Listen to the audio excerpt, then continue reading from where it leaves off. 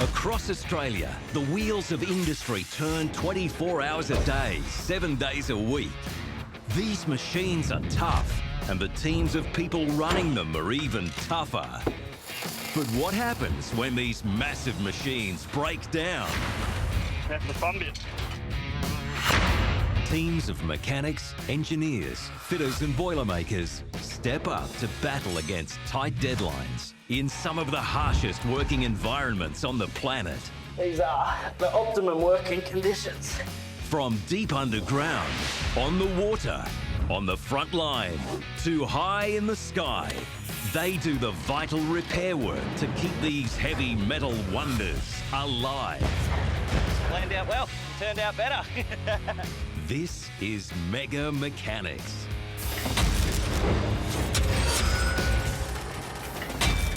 This time on Mega Mechanics. A high-stakes valve replacement at one of Australia's largest power stations. So that unit, it's rated at 300 megawatts. That's enough electricity to power probably about 100,000 homes. Can the engineering team get the hydro plant working before nightfall, or will an entire community go overnight without power? Oh, this is a bit.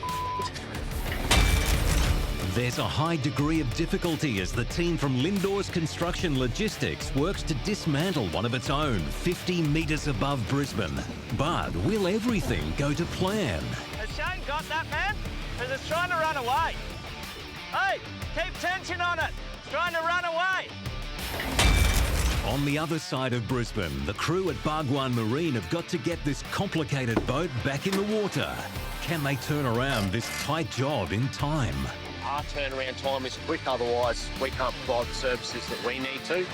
A tight schedule and tight spaces. Oh, don't fit that way.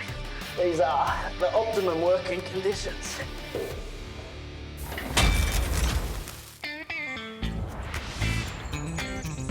It's the largest hydro power station in Australia, and to this day is still one of the largest pumped hydro facilities in the world. The Snowy Hydro Scheme, Australia's massive renewable energy provider, supplying 2/3 of the country's renewable energy from the natural resources in the Kosciuszko National Park.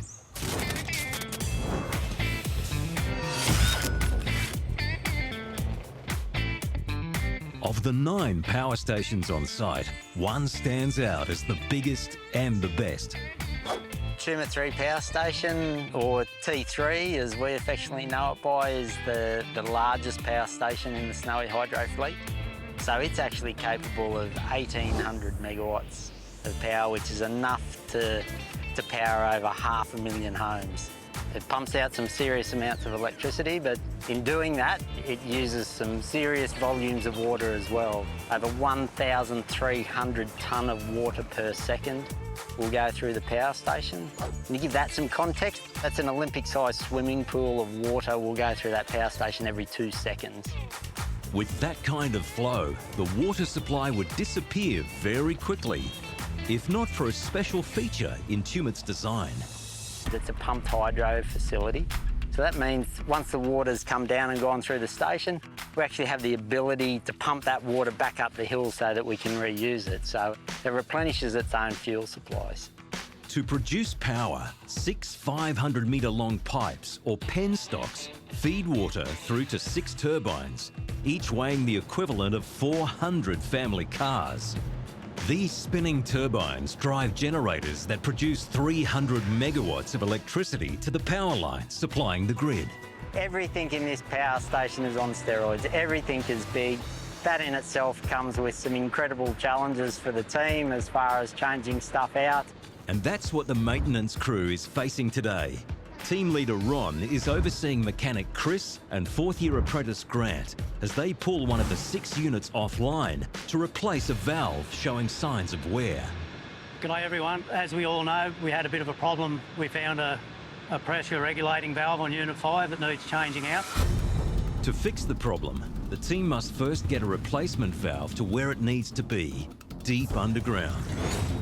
Once it arrives at the station, the 800-kilogram part has to be carefully transported by crane to an opening at the far end of the main level.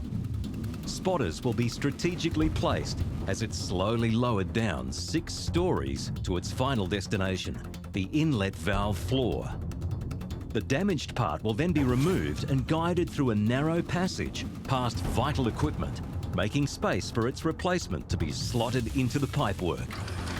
And this all needs to occur in less than 6 hours. So that unit, it's rated at 300 megawatts. That's enough electricity to power probably about 100,000 homes. With that level of power production out of action, the team is under pressure to get this valve replaced before demand for electricity peaks at the end of the day. Ron and his team aren't the only ones keeping a close eye on the job. At the heart of the entire Snowy Hydro scheme's day-to-day operations is the control centre based in Jindabyne. Our job's to monitor all of the plant across all of our assets across 3 states and also do the operation of the generators and manage the water, so move the water between the different dams. Here, the team will be on standby in case the outage runs into overtime. Communications between the control room and the plants is essential. We need to know real time what's happening. You know, if your outage is going to run late or be early, we need to know that because we'll adjust our plans going forward. The control room for Snowy Hydro operates 24/7. It's important that the team is alert all the time. The electricity industry, the market runs in 5-minute intervals, so every 5 minutes you could be dispatched to provide energy.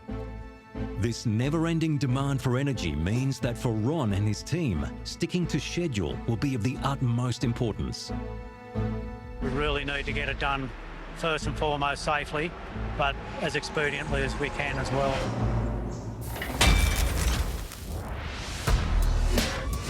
We're racing the people on the ground.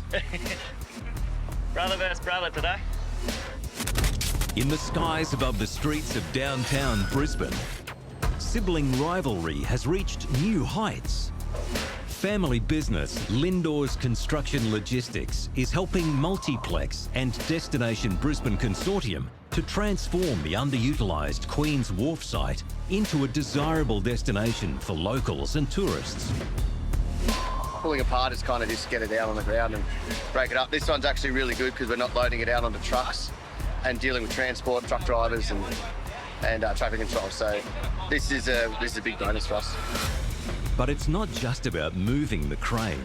The team is taking the opportunity to give these high flyers of the construction world the once-over. All the crane has to be completely crack tested to identify if there's been any cracks or any faults with the crane. Matt will run a crew on the ground, coordinating the high-stakes job. His brother Nick and a team of riggers will catch a lift to the elevated operating platform. The base of this $1.5 million crane is embedded 5 stories below ground. The cabin, engine and jib arm are twice that distance above the ground. The top crew will need to disconnect the cables running out to the 45-metre long boom and feed them down to the team on the ground. Slings will be attached to a second crane, which will lower the jib down. Then the platform can be removed. Once the crew has climbed down, the tower can be disassembled in pieces and the base will be released, allowing the last parts to be pulled out of the ground. And all this needs to take place by lunchtime. And we're free, mate. Up, up. The work platform is 50 metres above ground. Having a head for heights is the first priority for crew up here. We're out. We're in. The second is checking they have the right tools for the job. Left your 2 shooters down the base. Oh, bro, what did I tell you? I'll leave them up here. Fortunately, there's enough spare spanners to go around, as the crew, led by an experienced fitter, works to override the crane's normal operating systems. They're disconnecting the crane's functioning limits, which stops him from going down too far or going up too far, just a safety factor. So he's got to get rid of those in order for us to be able to get it down low enough so that we can then hook onto it with the other crane. So he's preparing that. The other boys are just preparing for the actual jib to be laid down and lifted out. So it's all just a preparation process. Part of the prep work involves disconnecting all the electronics that would normally help the operator use the boom with precision. The lights that run up the outside of the jibs, his angle sensor that tells him where the position of his jib is at, and his load cell, which is out the end, which tells him how much weight he's actually picking up. So we disconnect all those, so he's got nothing attached to them, so once we pull this out, knock the 2 pins out, he's just gone. There's nothing still attached. With the boom arm unencumbered by cables, it can now be manoeuvred into the optimum position for removal. Now we're actually going to lay the jib down to where we can get it to. We're going to hook on with the other crane, that crane over there, and that's the one that's actually going to lift it out. But as the boom comes down, they're about to raise the stakes on this lofty job. Righto, that'll do. Nick and his crew are quite literally out on a limb as they try to find the perfect lifting point. If you haven't got the right balance point, basically, instead of your boom coming out nice and smoothly, it can nosedive or kick up, then you're just in for bad. This is a shallow water drive too, so we can get nice and close to pipes that are along shore. Today we're going to take it up to the slipway and then take it to the dock, which is going to be worked on.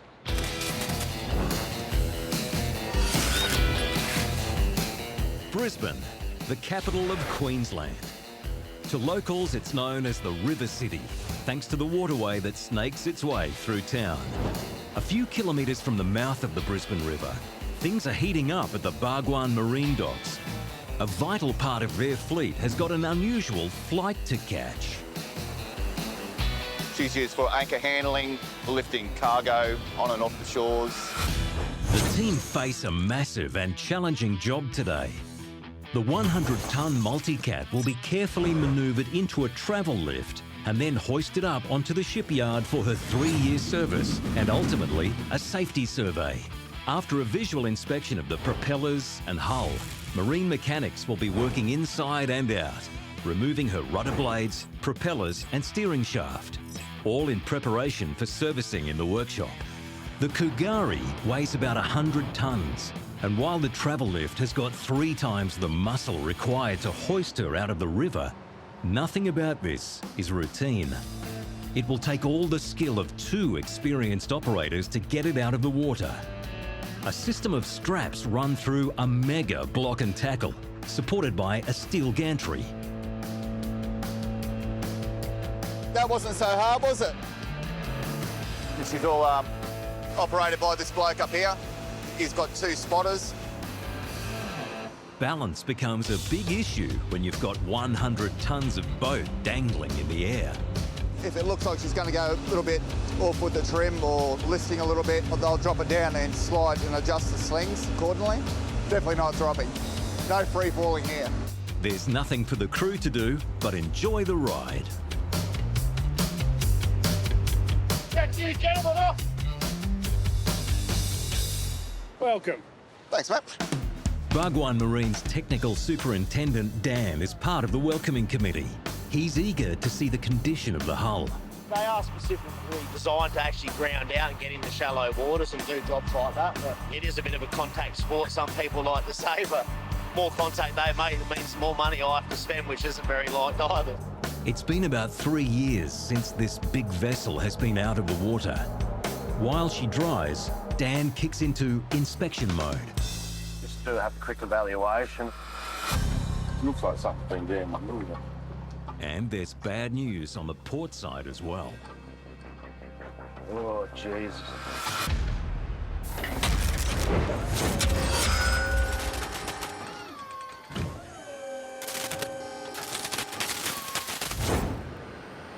We've got our radios. We're going to have spotters down on each floor. The team at Tumut 3 Power Station is preparing to fix a faulty valve on a water cooling system by lowering its almost 1-ton replacement down 6 stories.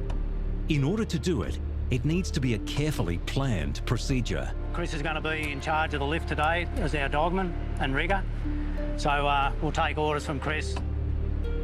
A 300 megawatt generating unit has been taken offline while a new part is brought in. Yeah, take him up a little bit, mate.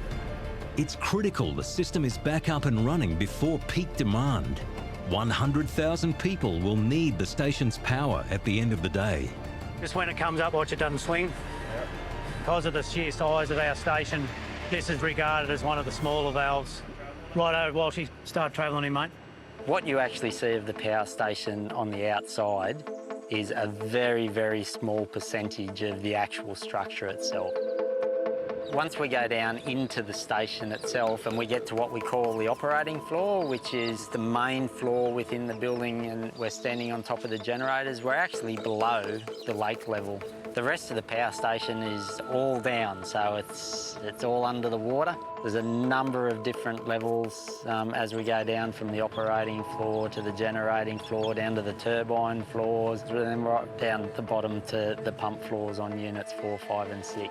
The replacement valve has a long journey ahead, and with the power supply to 100,000 homes at stake, it needs to be handled carefully.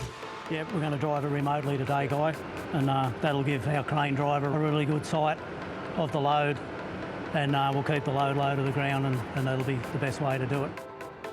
There's no rushing progress as the 800-kilogram valve is manoeuvred through this mega-sized station. Yeah, we've got a spotter down there. The first part of the delivery process has gone to plan, but the final destination is still a long way down. We're working here on the inlet valve floor, so it's about 6 floors down from where the valve has been delivered to the station. Are you blokes right down the bottom? Because we've got our spotters here and we're almost ready to lift the valve over the handrail. Yeah, mate, we're ready to guide the load down the bottom here. Ready when you are. Right, that'll do you, Walshy. Take him down to that. It's a bit like threading a needle. This power station's 9 very tall stories high, and it's 6 stories is the height we have to lower this valve from down to one of the lower floors. And we also have to lower it past a fair bit of equipment and devices, so we need to really have a good lift plan, know exactly what we're doing. There's a survey point there we need to be really mindful of, so we'll make sure we clear that. And there's an air valve down there, but most importantly there's a little cable tray along the handrail there that we really need to watch.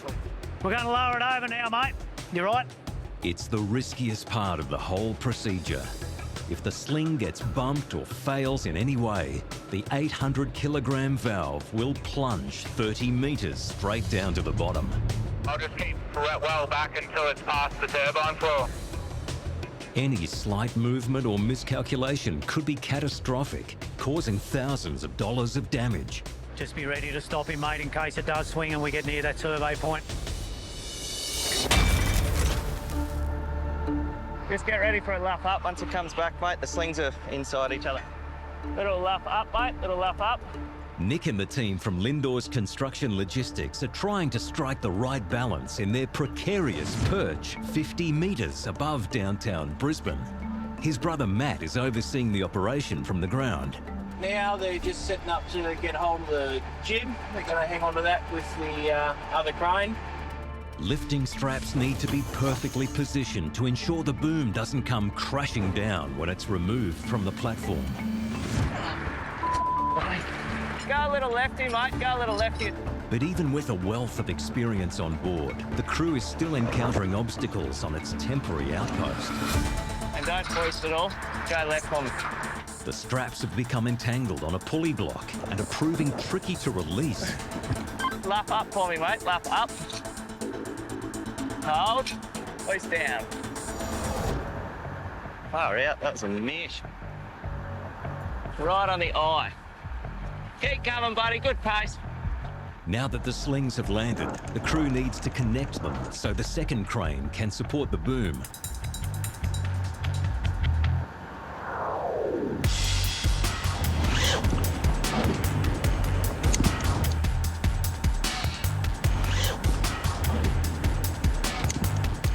All right, Justin. How much weight you got, Juddy? I have 8 tonne, or just over 8.5 now. No, mate, we're going to need some hoist up out of you now, please. Hoisting up. Touch more, mate, touch more. And hold it there, mate. Stop. The second crane is holding the tension. With the workers still on top, it cautiously lowers the boom slightly. Luffing is the action of moving the boom up and down. This lever here just moves basically shortens or lengthens that rope, which allows your boom to go up and down. Now the ropes that normally control movement of the 45-metre-long arm can be released. There's 140 metres of rope that needs to be fed out. The crane is worth $1.5 million, so every precaution is taken not to damage any component. He's just guiding the luff rope down off the boom so it's not rubbing on the boom. Then we'll take the luff rope all the way off and then we'll pull the boom out once this luff rope's off. The rope needs to be lowered 50 metres down. An object falling from that height could cause major damage. It's a tense time for the team, and it's now more than just the rope at risk of getting frayed. Has Shane got that, man? Because it's trying to run away. Hey, keep tension on it. It's trying to run away.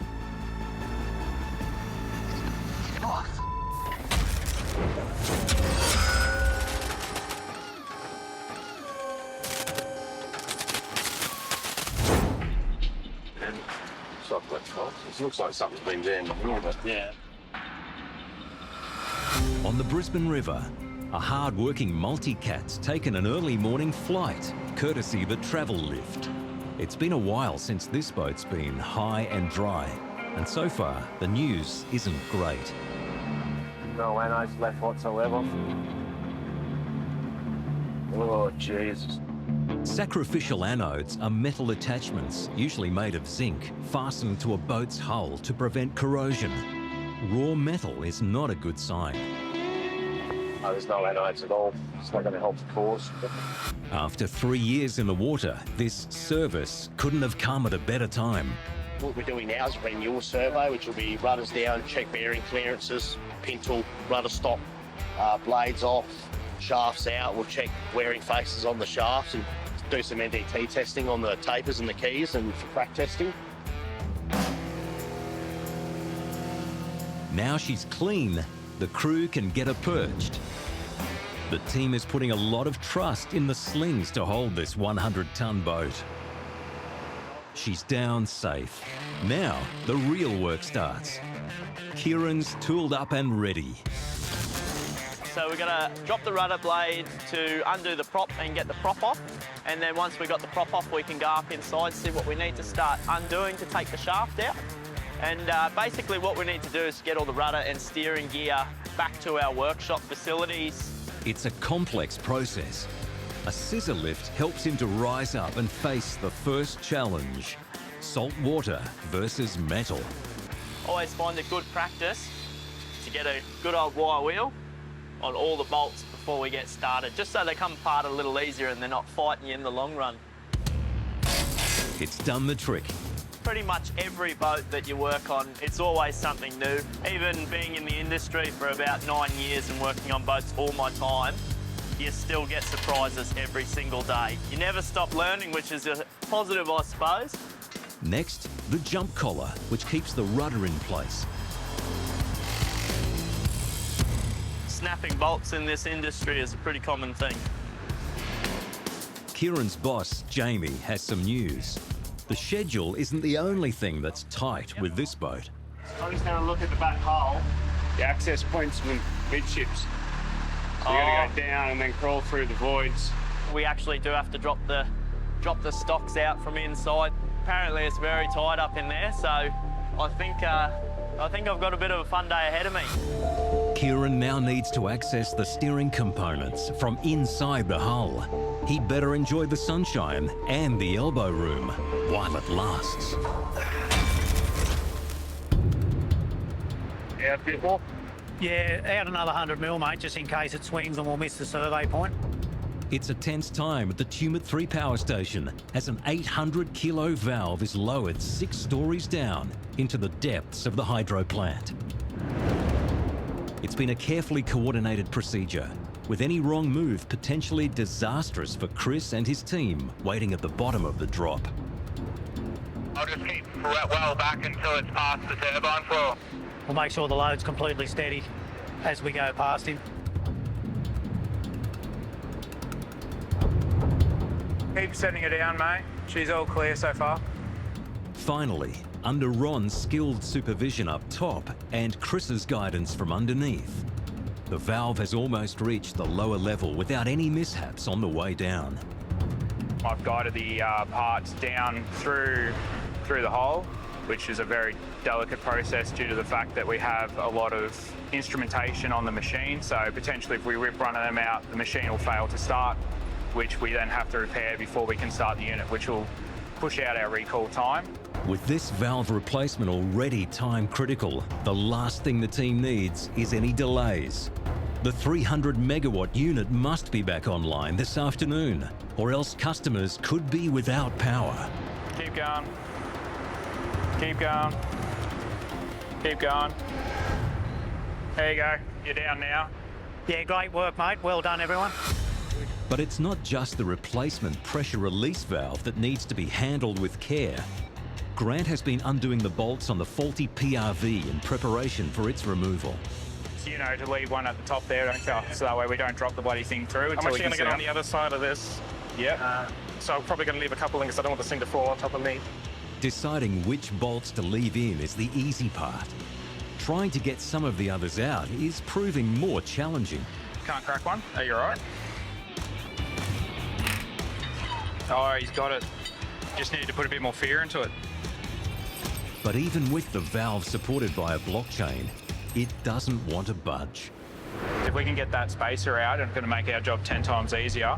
The metal plates at either end of the valve are designed to give it a snug fit, but now they're holding it to the pipework with the most tenuous of links. It looks like the spacer plate's going to come out all right. It actually looks like she's painted in there. But it's a bit hard because see how she's here, and it's fallen. With the valve no longer in full alignment, It's starting to drop.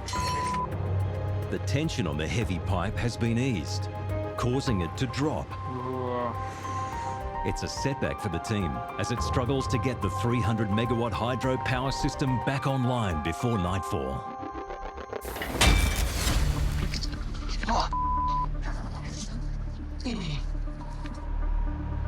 Has Shane got that, man? Because it's trying to run away. Hey, keep tension on it. It's trying to run away. All good, Nico? Yeah, mate. Nick and his team from Lindor's Construction Logistics are pulling apart a 120-ton tower crane at the Queen's Wharf development in Brisbane. They've managed to stop a runaway rope, but they're just as concerned about hitting another snag as they prepare to bring the boom arm down. You make sure those keepers are out. Don't stop us again. Perched more than 50 metres above ground level, the crew on the boom has now removed all the rope. Now for the fun bit. So now we're removing these two pins, which are the last remaining things holding this, which is the jib, and that'll be going down to the ground crew. That'll be their problem now. Got it. The first pin has surrendered successfully, but with one side free, the boom now needs to be realigned. I need to come down a bit. As you can see, that side's lifted up a little bit, so come down, level it out, and then this pin should just float out. In theory. Yeah, Justin, hoist down a bit, please. Hoist down.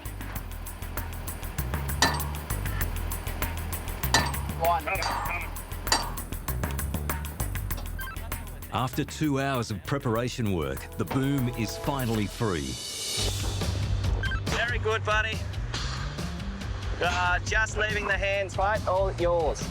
The 8.5-ton jib arm is now under the control of the other crane operator. Very nice, Justin. Keep happening, mate. Keep it happening. It's a major step forward, but only the first part of the crane to come down. Now we've got to get rid of this piece, the A-frame. The A-frame sits above the operator's cab and counterweights, helping to feed out luff rope and provide stability for the tower crane. Up the A-frame then as they were able to use two tower cranes to pull the crane down the back. With the steel structure already secured by another crane, the team can now remove the bolts holding it in place. Don't be shy. The last attachment has now been released. Righto, Johnny, hoist it up. With the 5-ton A-frame now dangling 50 metres above the ground, its delicate descent is now in Juddy's hands.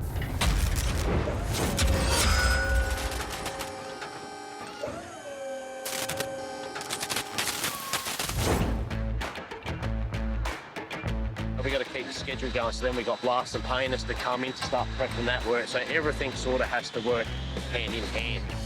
The first hurdle to getting Bhagwan Marine's 100-ton multicat back on the water is the complicated job of removing the steering components from outside and in.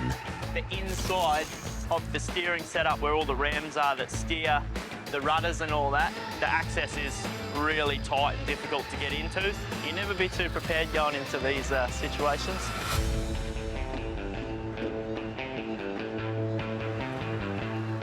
Oh, beautiful. It's a big ask for a tall tradie. Welcome inside the tiller flat. Lucky I didn't have a big breakfast this morning. This big bar here is what ties the two rudders together, so when one ram moves, they move in sync.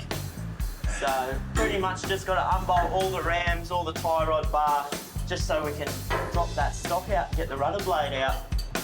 Pretty much just the inside work to what we were doing outside before. It's always the way that nuts and bolts fight you all the way in spots like this. It's a battle Kieran has to wage. The rudders and propellers have to be removed for the marine surveyor to inspect. Oh, don't fit that way. These are the optimum working conditions. The fight's not over. Being a twin-engine boat means there's two of everything.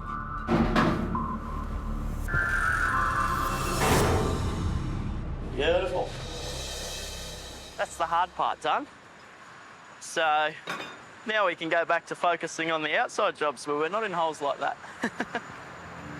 He might have room to move, but he's got to keep moving. Next, a bump test that checks on the state of the propeller bearings. So sometimes a lot of things like bearings and stuff like that, the tolerances, everything has a strict code of conduct that it has to apply to. If they're too far gone, the surveyor will demand they're replaced. The pressure is literally on. It's a small needle, but it could spell big bucks.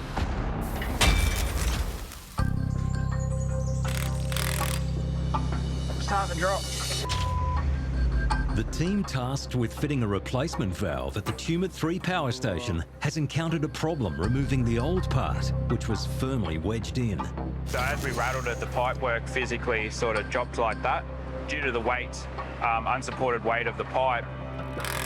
A jack has been brought in to hold up the heavy pipe, allowing the now detached valve to be moved away without damaging its connecting points or flanges. Are you ready? All right. Coming up. All right. So we're free. All right, now come sideways. All right, careful not to get underneath it. We drop it, worst we do is we broke a broken valve. Break a pipe. Yeah, I'd rather break a pipe than break you. It's a tight workspace to navigate through. Chris elects to rig up a sling to get the old valve past safely. Just watch that cable tray as you're starting to come down, and I'll start to pull it out, and you just help us guide it out. Keep coming, keep coming. Are you clear of that behind it? Yep. All right, come down. Stop, stop. We're done. The troublesome part now out of the way, the focus is on getting the replacement valve in. We need to get a bit of a crack on here and try and get her in nicely. Despite needing to travel along a narrow path, the 800-kilogram valve slides through with ease. Are we looking on your side? All good? Yep, all good this side. All right. Start bringing her in. Hold it in. Up a bit. Bit more. That's it. The valve is finally where it needs to be, but lining it up requires a bit of fine-tuning. She needs to rotate more towards the wall. Put a bolt on that side, so bring her up a bit. A rattle gun secures a few bolts to hold the valve in place, ready for the spacing plates, which will make sure it's a perfect fit on the pipe. This is the final step to getting the 300-megawatt system back online. What have we done? Oh no.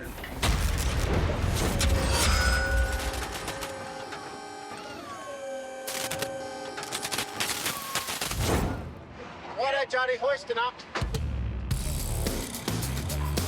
The tip of a tower crane is off to a flying start, All good, mate, all good. but has managed to avoid all vital equipment as it makes its way down to the ground in Brisbane's CBD. Slow around, square off, disconnect. The $1.5 million machine is getting dismantled so it can be relocated to another part of the massive Queen's Wharf development. Now we're going to get rid of all these counterweights, which are the counterbalance, so you can pick up your heavy loads. Get rid of all these. There are 6 counterweights to move, each weighing 3.7 tonnes, the equivalent of 2 large cars. And holding. Heavy-duty chains will safely secure the hefty load. You're floating. How you looking, Shane? Yeah, mate. Very good pace, mate. Keep that going for me. You watch that power cord behind there? There you go, mate. Having an extra crane at his disposal is making Nick's life a little bit easier. You don't usually get this lucky to get 2 hooks. It sort of speeds up the process a little bit so we can take some stuff that way, some stuff that way. With the weight lifted off, Nick now has his sights set on the next part to pry free. We're going to send the power pack, which is this, and then we're coming back for the deck, the big lift for the day. The 9-tonne diesel engine is the driving force of the crane, and each element needs to be dismantled separately. Disconnecting the throttle, all the engine controls, so we can separate the power pack from the deck. Focus that shifter. Do you have a bigger one? With such a vital piece of equipment, everything needs to be taken slowly, checking for any potential problems. Steady hoist up, please, mate. Hoisting up. At about half a metre till you come on. And hold that. Happy this side. No hoses, we all good? I'm happy, mate. Lovely. Righto, mate. Very steady hoist up. You've got the full weight there. You're floating. And height is good, mate. Go left. The power pack is now up and away, leaving just one major obstacle to overcome on this crane deconstruction. So the next stage is we're going to take this deck as a whole, this whole machinery deck with the cabin as well. At around 11.5 tonnes, this is the heaviest single component of the crane and requires a big effort to bring it down. We got big 35-tonne rings that are going to go through the pins that we're holding the jib, and we have big chain blocks that are going to go to the back and bolt in. Then we just level it out, really. Level the whole thing out, make sure it's all nice and square. And it may end up being a case of trial and error to get everything balanced on this elevated work platform. Depending on how full the fuel is or the waste tank, you never know exactly how heavy it always varies. So, all right, Justin, steady hoist up, please, mate. Hoisting up. Topside, everything is looking up, but a level down, it's a different story. Not really any room to move down here at the moment. Trying to get these nuts off this slew ring. Some of the bolts don't want to budge, which could prevent the crane from coming down.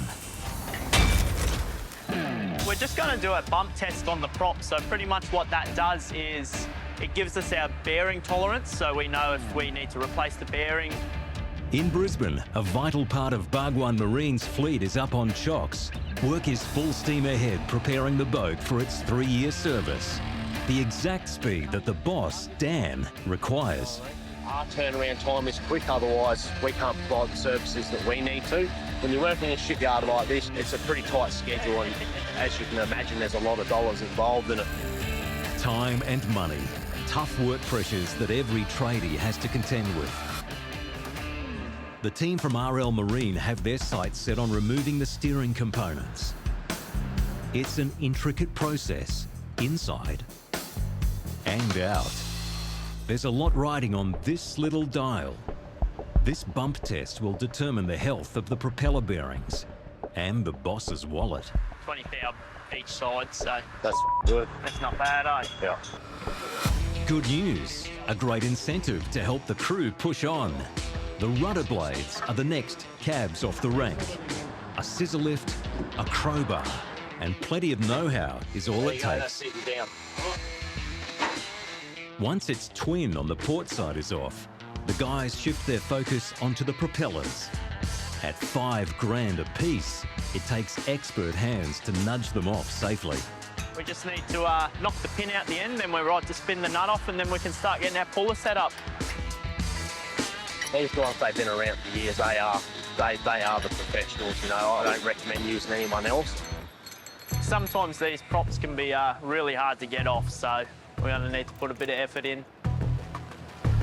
So basically that's fully loaded, that's got 10 tonnes of pressure on it, and she hasn't come yet, so we're going to have to get a bit of oxy on the top, give it a bit of a wave, and should come off.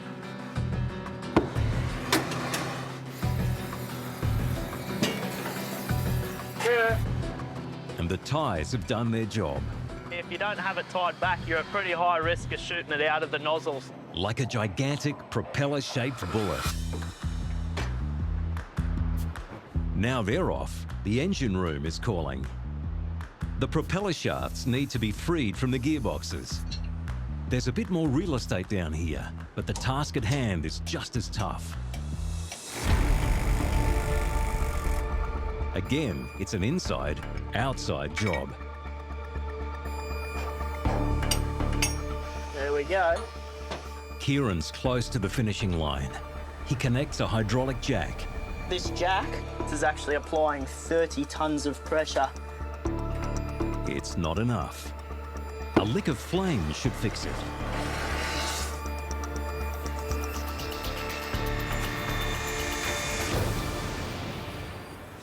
And for the day's grand finale, a balancing trick.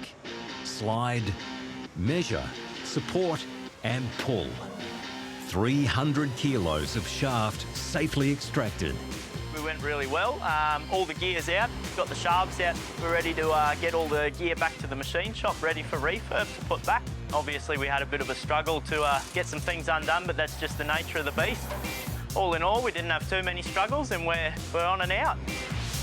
The next stop for the innards of this hard-working little boat is the workshop. It won't be long until she's back in action on the water.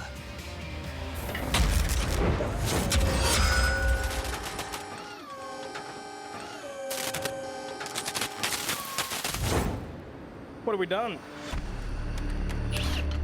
Oh no. The team at Tumut 3 Power Station are completing a tricky valve replacement to enable the 300 megawatt generating unit to go back online. But the valve is not lining up, and the cause is still a mystery. Chris suspects the temporary supports on the heavy pipe could be partly responsible. Some of it could be the fact that we've still got it jacked up too.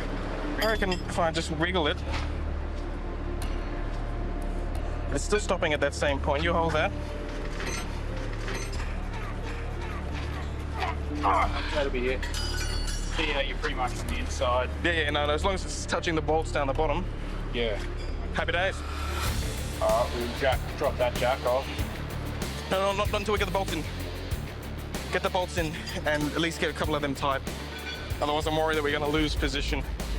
It's a bolt to the finish line so that everything is up and running in time for peak power demand in the evening. Just as everything is looking ready to go, an unexpected problem comes up. Yeah, we've had some alarms come up on turbine bearing, cooling water flow. Yeah. So before we can put the unit back into service, we're going to have to get the boys straight onto it. The team needs to clean the filtration system to ensure enough water reaches the power equipment so it doesn't overheat. So we've got to just quickly here to these strainers here, we've just got to get these out. Yep. It's blocking flow, so we can't start the unit without it. I'll do the top one and then maybe you can do the bottom one. But it's not the dry working environment the apprentices were hoping for. Sure that there's no residual pressure in there. Coming to get the bucket. Do we have one? Yeah, grab it if you can. It's not a real drama because this is only water and we have the, this whole area is drained. Just a little bit left in the system, but Yeah. then get drained downstairs. This might be a routine job, Stuck in there, isn't it? Come on. but that doesn't mean it's always easy. Oh, this is a bit By the time Chris arrives to check on progress, Grant has triumphed over the strainer.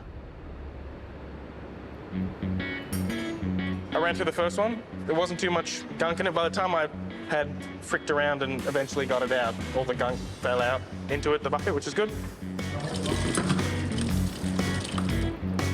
Well, that came out all right. How's it looking? Not really too much continuity, just a few little pebbles. Beautiful. Plug her up. We had a few flow issues on the carbon blend strainers, and that happens, so that's all part of the commissioning process. So they jumped in, sorted that out, we've checked our flows, everything's all good. With a clear flow of cooling water, both through the new valve and the strainers, the generating unit can finally be put back online, minutes before the deadline. After we finished all those jobs, we've recommissioned the unit. It's now been dispatched, it's up and running, and it's pumping the megawatts back into the grid. Not really any room to move down here at the moment. Trying to get these nuts off this slew ring. 50 metres above Brisbane City, the team from Lindor's Construction Logistics can't enjoy the panoramic views. They're tucked away in the cramped confines of the slew ring, the rotating section of the structure.